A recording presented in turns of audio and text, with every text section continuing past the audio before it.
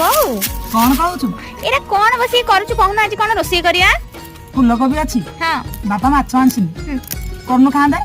ମାଛ ଫୁଲକୋବି ପକେଇକି ହଁ ତରକାରୀ? ହଁ ମୋ ମା କରେ। ଆଚ୍ଛା ହଉ ଠିକ ଅଛି।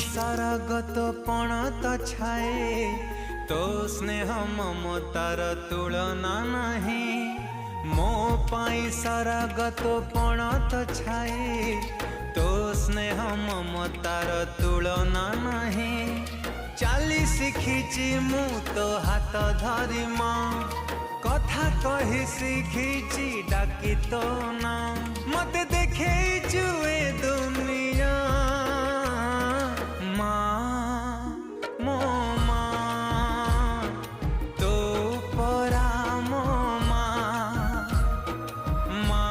ବୋଉ କେମିତି ଲାଗୁଛି? ବଢିଆ। ମୋ ମା ହାତ ତିଆରି ରୋଷେଇ। ହଁ ହଉ ହଉ